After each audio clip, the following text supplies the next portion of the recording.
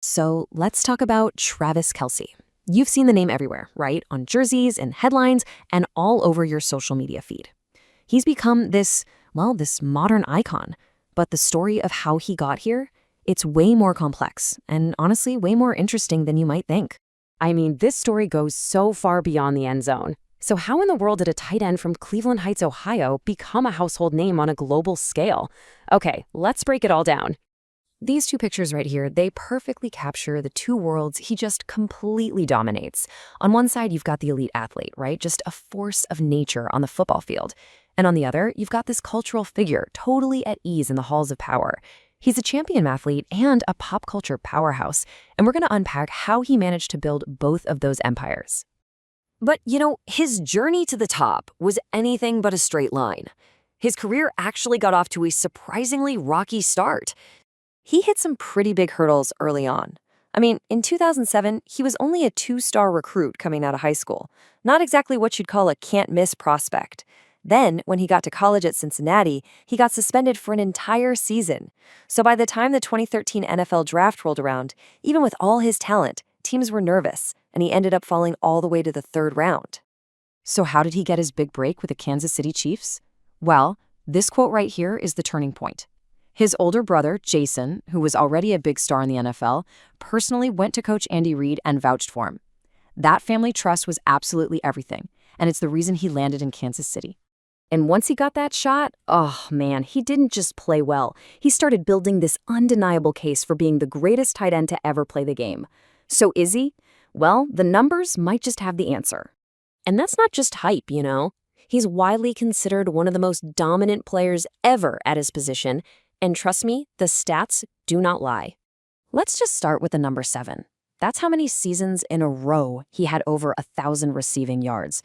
Now, for a tight end, a position that takes an absolute beating on the field, that kind of consistency is almost unheard of. It's an NFL record that might just never be broken.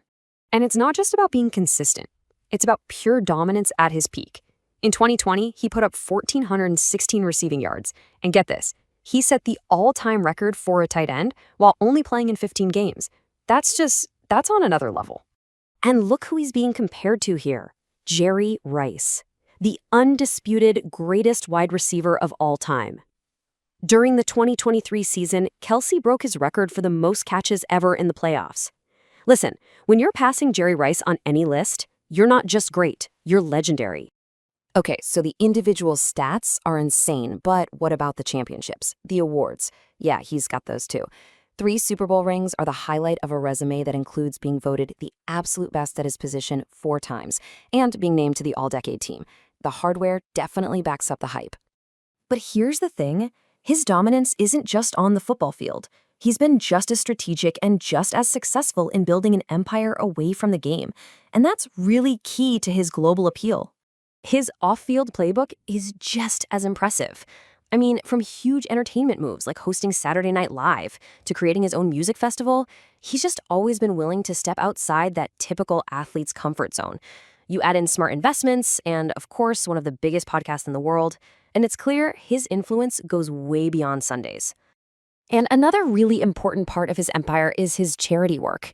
He started his foundation, 87 and Running, back in 2015 with a really clear mission: to empower underprivileged youth, giving them resources and opportunities in both his hometown and his adopted city of Kansas City. But maybe nothing has boosted his off-field profile more than the New Heights podcast. Co-hosting with his brother Jason, it was just a phenomenon right from the start. It gave fans this direct, unfiltered look at his personality, and its success was a massive catalyst in his journey from football star to true media mogul. So all of this, his on-field dominance, his off-field moves, it all comes together in what people are now calling the Kelce Effect. He's not just a part of the culture anymore. He's become a force that actively shapes it. If you really want to understand his cultural force, just look at this one staggering number: over $331 million. That's the estimated brand value his relationship with Taylor Swift generated for the Chiefs and the entire NFL in just a few months. That's the economic power of a true super couple. And you can see that impact right in the TV ratings. When Swift started showing up at games, viewership just exploded. The Bears game was the most watched show of the weekend. The Jets game was the most watched Sunday show since the Super Bowl. And the playoff game against the Bills, it became the most watched divisional playoff game in NFL history, ever. So look, while he was already a massive star in the sports world, this relationship launched him into a completely different stratosphere. He became one half of a global super couple, a household name in places that probably had never even heard of American football. Which brings us all the way back to the main question. Is he the greatest tight end ever? A game-changing entertainer? A brilliant business mogul? The answer seems to be all of the above. And that leaves us with one final thought. In a career this huge and this multifaceted, what will Travis Kelce's ultimate legacy truly be?